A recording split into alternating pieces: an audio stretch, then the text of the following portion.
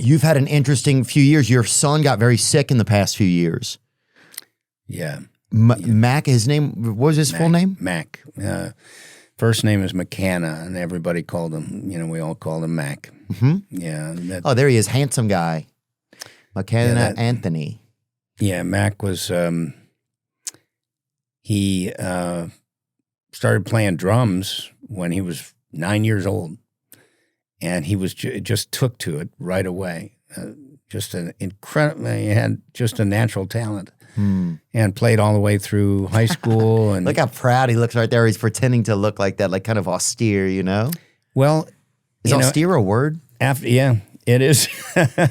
After music school, he went to USC Music School. And then he went on tour. He was touring around overseas and around the country with different bands and whatnot. He came to work for the Gary Sinise Foundation in 2017. Wow. He just was kind of tired of the road, and I kept kind of bugging him a little bit. Well, why don't you dip your toe in the water and just come and work at the foundation part-time? And he started to do it, and he fell in love with the mission. And that's Mac and I on one of our trips where we took probably about 45 World War II veterans down to the National World War II Museum. In New Orleans? In New Orleans. Yeah. And we take them with our program called Soaring Valor. Mac fell in love with that program and just loved being around the veterans. And he was just getting so into working with the foundation. He also was a great composer and wrote music for the foundation. And then in 2018, he was diagnosed with a very rare cancer called chordoma. It starts in the spine.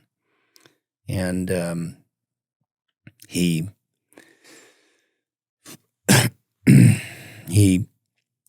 had his initial tumor removed in September of 2018, but the cancer came back in May of 2019. He stayed working for the foundation while he was going through treatment until the end of 2019, and then things got very, very hard for him. And you can see him there in a wheelchair. He was disabled by the cancer, couldn't walk anymore, couldn't play any music anymore, wasn't thinking about music at all for 2020, 2021, 22.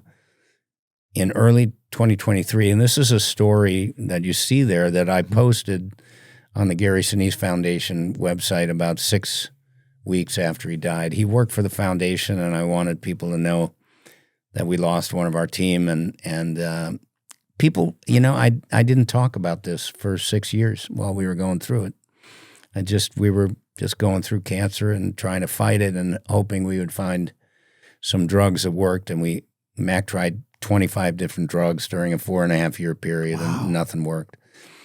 And it's a rare cancer. I mean, there's no cure for it. So, yeah, in early 2023, though, he said to me, "Dad, I've been thinking about this piece of music that I wrote in college that I never finished, and I'm thinking I'd like to try to finish it."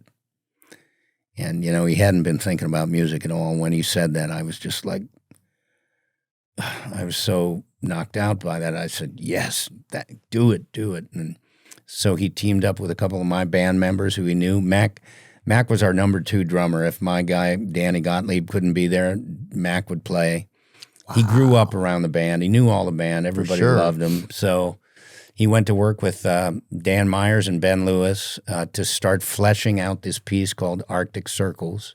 And by July of 2023, he was in the studio right there recording. And he also played harmonica. He picked up harmonica in his hospital bed.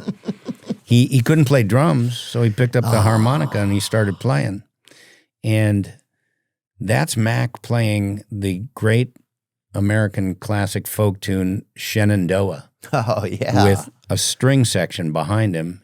And you can see that video. Mm-hmm. You can see Arctic Circles and other videos at Mac Sinise YouTube. And hear some of this music on the YouTube. You can also download it. And Mac ended up, after these sessions for Shenandoah and Arctic Circles, he decided he wanted to do a whole album. So along with his buddy Oliver Schnee, composing buddy from, that's Oliver right there, from USC? USC. They went to work, and Mac did an album called Resurrection and Revival. And he finished, the music was done and ready in December of 2023, 2 weeks before he died. He finished the record. And we posted up this story. That's one of the sessions with my band for Resurrection and Revival. This story is on the Gary Sinise Foundation website. Oh, that's beautiful. Handsome young man. He was incredible. You can actually see right there on his nose. That's a tumor. Oh, and Still him you can shining see through his it. spirit right there. And we're listening to one of the pieces played back to us right there, and everybody was psyched out about it. And thank you for sharing Mac with us today. Thank you for letting us think about you with him and think about him. Thank you for letting us speak his name today. And it's important that I think when we say people's names that aren't here in front of us, that they feel it, that's a real thing, right? To me, that feels very real. Same as when we pray for people, that all those things are very real. Like, I think our spirits are very much alive for a long time, and so thank you for letting us. Mac was a very faithful guy. Was he? Yeah, Catholic faith helped him through the most challenging, difficult stuff. And what was something that amazed you about your son as you're watching him go through that? Theo, I never heard him say, that why me stuff, or why is this happening, or anything like that. It was just, I remember when we found out he had a tumor, and the way he dealt with it was just, that's why my tailbone's been hurting, for 2 years. He thought it was a tailbone fracture or bruise from a bike accident or something. And, okay, so we're going to take it out and get on with life. And he faced it like that. He always had this sort of, he was what I called a graceful warrior, and such courage and such grace under fire, because this cancer was devastating. I mean, it was one thing after another. It just kept coming at us. And I was like the one in the family who had to guide us, through it. I stopped acting in 2019. At the end of 2019, 2020 became so difficult that I just never went back to acting, and I stayed.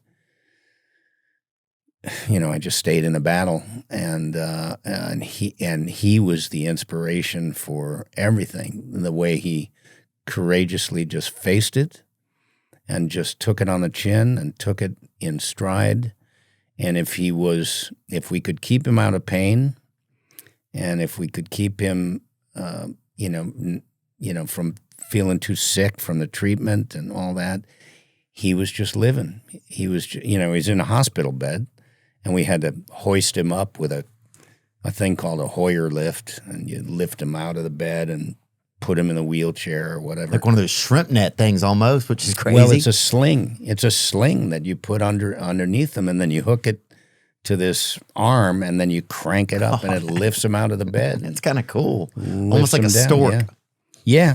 I mean, that's what we had, and we had to get used to all that kind of stuff. Wheelchair vans and treatment and, radiation, and, he had multiple surgeries, and he went through all of this, which with such grace. And the last year of his life, when he said he wanted to go back and write that music, in some ways, even though it was getting harder and we were running out of drug options and all of that, and his health was, deteriorating, in some ways that was one of the best years of his entire life, because he accomplished what he set out to do. He wanted to make this record. He wanted to make this music. He wanted to resurrect and revive this old piece that he never finished, and he did it, and he did all of that. And then after he died, I found all this additional music in his files that he wrote and tucked away that some he'd written for the foundation and I had heard it. But then I found all this other stuff going all the way back to his college days. And so I produced a second record, Resurrection and Revival Part 2. That's actually a story about Resurrection and Revival Part 2. Go back to that picture. I just want to see him. Oh, look how happy he is, huh? And that is, we blew up a bunch of pictures of Mac and put them in the studio when we were recording. And there they are. We put the pictures around. You had the orchestra there. They're all playing. Yeah.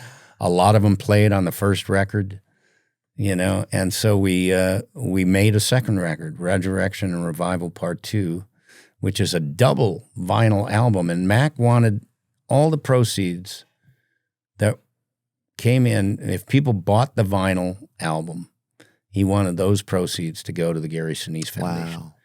And so that's how special, huh? Yeah. How special for your son to just to make it such a family mission, To you know what's cool too? You can see here, like all those messages right in the middle of the screen there. Mm-hmm. There are thousands of messages that were posted on the Gary Sinise Foundation website after people read this story, and I can't tell you how meaningful that was for people to write in and leave these messages for our family, and how helpful that was for us to read. These are from my bandmates and some of the people that worked for the foundation, but these are the messages that came in from the general public, and they continue to come in. Aww. And to have this kind of support and people sharing their own stories of loss and going through it and reading Mac's story and listening to his music and what listening to his music was doing for them, all of that has been so helpful to us in our loss. It's, to lose a son is, it's the hardest thing that I've had some hard things in life, but to watch our son go through that and to lose him in the end was the most difficult thing in life. But also, like I said, the blessings that we've had, with his music and for sure, and now I've got a third record going. I found even more music of Mac's stuff. Let's go. I mean, it's incredible. There's a third record going. He wrote so many things that he never thought would. I mean, you know how a musician will get an idea, they'll kind of chunk it out, throw it onto a recorder, tuck it away over here, and then, go on. And so I found all these things that he wrote and tucked away, and we brought a whole bunch of those to life, orchestral music, jazz things, rock tunes, something as big as, him sitting down with his computer programs and doing big sweeping string orchestrations to him singing a melody into his phone that he didn't want to forget that was in his head. Yeah. And he sings this melody. And so I've taken those melodies, gone to my guys that work with me on it, and said, let's bring these melodies to life. I love that. And so many of Mac's melodies are coming to life now in the third record. It's spectacular. It's beautiful. And all the proceeds will go to the Gary Sinise Foundation to help our mission. He loved our mission at the Gary Sinise Foundation. Well, it's just so amazing that he got in there and was able to just feel the joy of being a part of serving others, Yeah. If you get a chance, play some of that. Oh, I would love to. It's good stuff. I'm going to really, play really amazing music. I want to listen to something in just a second here. Do you feel like there was a way that he tried to prepare you for him passing, or what is that like? Like, is that a strange question? No, it's not. You know what? He was preparing. He knew he had an incurable cancer, and every drug we were trying wasn't working. And he tried like 25 different drugs during a 4.5-year period. And we would. Was there plant medicines and stuff you tried too, even? Yeah, at one point he was doing sea cucumbers from New Zealand, that were showing some positive signs, like on an immunotherapy side. And we had very good oncologist who was. We never got to that point where they said we don't know what to do. We don't have any ideas. Our oncologist was like, Mac, as long as you want to keep trying, then I'll keep looking for something to try. And he did, and he kept trying to find something. And unfortunately, we'd get to a certain point with one drug, and we didn't see enough results, so you bang into the next one. And we had a lot of drugs go through Mac at a certain point, and it was very. It was very, very challenging, to fight that. But I never saw him not want to do it. Later on, I found videos that he made. And when I say he was preparing himself, he was also leaving some things for the family. And he wrote some things that I found. And he left messages. And at one point in 2022, he had to go in for he was having a very serious bladder issue. His bladder was just shutting down. And he had to have tubes put in his kidneys to drain the urine directly out of his kidneys. And he was in the ICU for about 12 days. And at that point, he thought this, he was wondering if that was going to be it, the end. So he started thinking, and he started writing, and he started leaving videos, and he started and then after he died, I started finding all this stuff, messages from him, things that he was thinking, and not, to be sad, No, but I want to leave something. Right. He was saying, I want to leave something that people will know me a little better, and he was thinking ahead, to the time where he might not make it. And, with everything that was happening to him, he was realistic, He was very realistic about the fight and the uphill battle that we had. And we weren't seeing enough progress, on the positive side to combat the cancer. So he was preparing in a lot of ways. And, like I said, I've discovered a lot of things. And I've discovered more about my son than I could have imagined, just his talent, his wisdom, his spirituality, a lot of beautiful things that, because I've spent countless hours, all the time digging into things about my son. And I'm working on something that will come out next year about him. And, so I'm spending a lot of time, and Mac he continues to help me, and we share. My band plays 2 songs, and that he wrote, and 2 songs. Yeah, we're playing at the Opry next week, and Mac's going to have his Opry debut. Let's go with 2 of his songs. He sounds like such a gift. That's what he sounds like. Was he always like that, even when he was small, like when he was a child? Yeah, he was a kid, like other kids. But Mac was always very sensitive. His mom, I think he's got this sensitive beauty that his mother has. And she gave him a lot of that. And at one point he went off to college, and he kind of, was doing the college thing, kind of went through a period, where he's a little strayed. But then he came back to his faith in a really big way.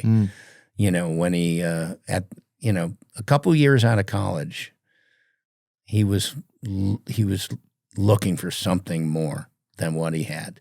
And that's when he started kind of revisiting his faith. And I'll tell you, the fact that he kind of reinvested in that in 2017 in such a profound way that was so meaningful to him.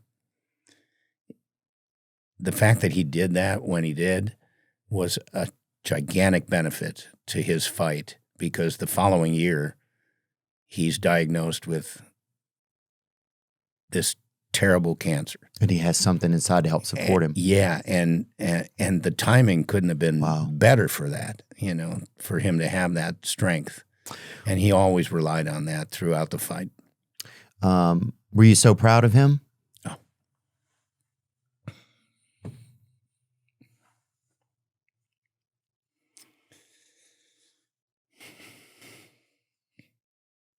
Yeah.